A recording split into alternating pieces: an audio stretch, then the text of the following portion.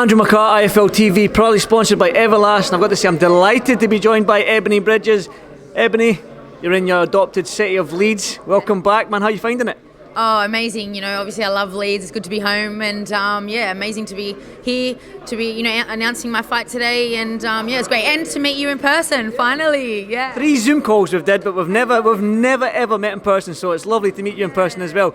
Big fight for yourself. You mentioned announce your fight. You're up against Roman for the IBF World Bantamweight World title. Came up short against Shannon Courtney and all this sort of stuff, but big opportunity for yourself, especially when women's boxing on fire with Katie Taylor and Amanda Serrano being announced. So big opportunity for yourself. Yeah, definitely huge opportunity, so I'm obviously very thankful to Matchroom and Eddie for getting me this fight. It's a fight that I've always been interested in, just because I like Cecilia Roman, like as a fighter. I've been a fan of her style, and I've always looked at her as a fighter and thought, this would be a good fight. Like, I'd like to have this fight. Like, this would be a fun fight, and everyone knows that I love a good fight, and I love fights that are going to be good for the fans, and I truly believe this is going to be an exciting fight for the fans, and hopefully I can derail the champ, but I'm going in there. For me, it's all guns blazing, and I've done everything I can to really put me in the best position to win this fight. Obviously moving over to the UK, training with Tibbs, so a lot of the little 1%ers I'm doing, and I'm looking forward to having that belt around my waist. I mean, like I said, you will have the home advantage. You want to derail the champion, but it's hard to sort of pigeonhole or stereotype Central South Americans. We do know how tough they are. We know how tough you are. It seems like you just don't like being on the back foot. You don't like your back against the ropes. You mentioned that a fun fight. So us as fans and as boxing media and everyone, can we expect a war against you with you and Roman?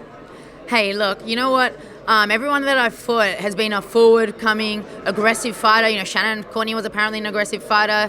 Bex was supposed to be an aggressive fighter. Gangloff, we've seen with Elise Courtney, she was an aggressive fighter. But they all ran away and went on their back foot against me. You know what I mean? So I'm always keen for these wars, but it doesn't seem to happen.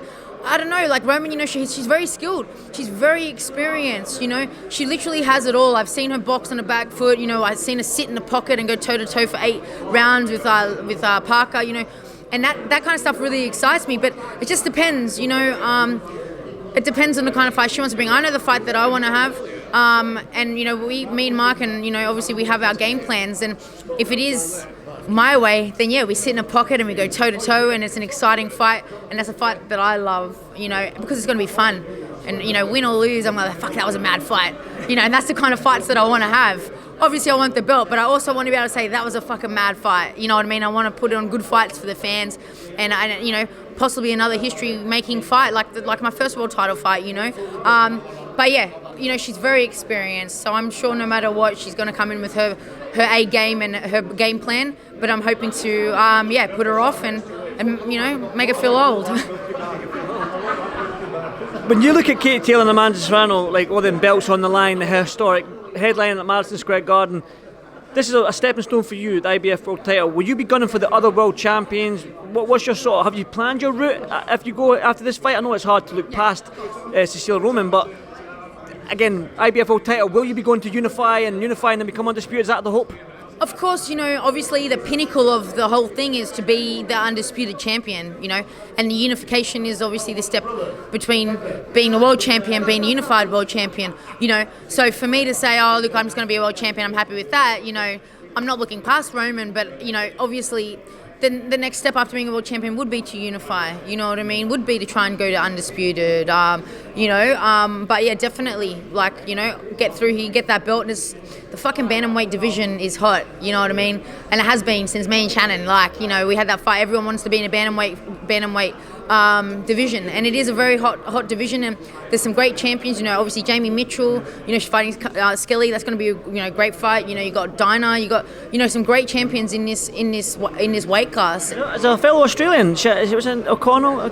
Oh no, she's not a world champion now. I think she has is she Commonwealth title, is she? Commonwealth and maybe an interim, but yeah, so it's a good division to be in, and there's a lot of fights to be made, so yeah, obviously me getting that belt is just going to open the doors for me for all of that and more good fights, so yeah.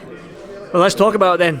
Announced last night, Katie Taylor against Amanda Serrano. I know on your social media when you follow you're big in promoting women's boxing. You support no matter your opponent. You support every fighter in that women's division or women's boxing, so to speak. But for you, Amanda Serrano, Katie Taylor, Amanda Serrano, how big is that for women's boxing? It's historic, as Eddie Hearn mentioned himself, a historic fight. But as an advocate for women's boxing, how big is it for you? It's honestly the biggest female fight that can be made. You know, obviously we got Clarissa and Savannah as well, but I just don't think that's as big. Like, you know, no offense to Clarissa or Savannah, but they're still like, you know, as much as Clarissa achieved so much, she hasn't been around as long as Serrano and Savannah. Like, I don't know, she's, you know, it's just not the same. It's just not the same. Like, I feel this is an exciting fight, and you've got two different kind of style of fighters. You know, you got Serrano, which is a huge pro experience. You know what I mean? She's been fighting in a pro for years, and you know, 7-weight division champion. Then you got Katie Taylor, who's literally wiped out fucking her whole division. You know what I mean? And for them both to meet, I feel like the winner of this can really claim to be, you know, the pound for pound. You know, because it really is the best of the best. You know, on either side you can question their opponents and whatever, but you can't question each other or either of those. So this fight really needs to happen for them both to kind of prove themselves. You know, and either win or loss, they're both amazing champions. You know what I mean? But the winner is really going to be at the top. You know, so it is very exciting, and I am putting my money on Serrano. Yeah. Interesting. And the reason being, do you just feel like Katie's diminishing a little bit, maybe? Yeah, you know what? It's not that she's diminishing, maybe a little bit, but I feel like there's not much. She hasn't really shown much different. Like, you know, she's got the quick hands, you know, but she's, yeah, I mean, I really feel like Serrano has the bigger toolbox. You know, she really does. I feel like, you know, she's got the power, she has the speed, she has the combos, she mixes it up, you know. You know, she's been in some wars. She's as well. You know, the only thing I feel like Katie, like, obviously, Serrano's, you know, fight all different weight divisions, and Serrano also hasn't fought someone as skilled and as fast as Katie. But I just feel like Serrano is very fast as well, and just the way she picks her shots and places them. I think she's going to be too much as well for Katie. You know what I mean?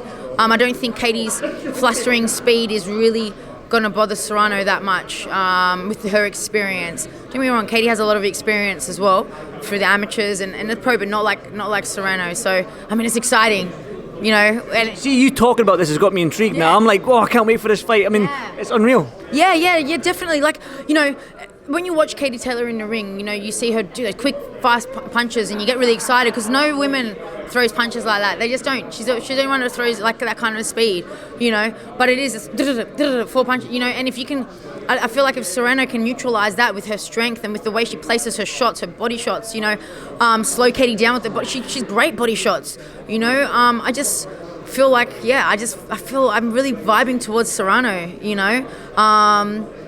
So let's see. Who knows? But that's my money. Ebanie, you've got me sold in this fight, man. It's not happening until the end of April, and I'm already itching to watch it. But you should be a promoter. Maybe, hey, who knows?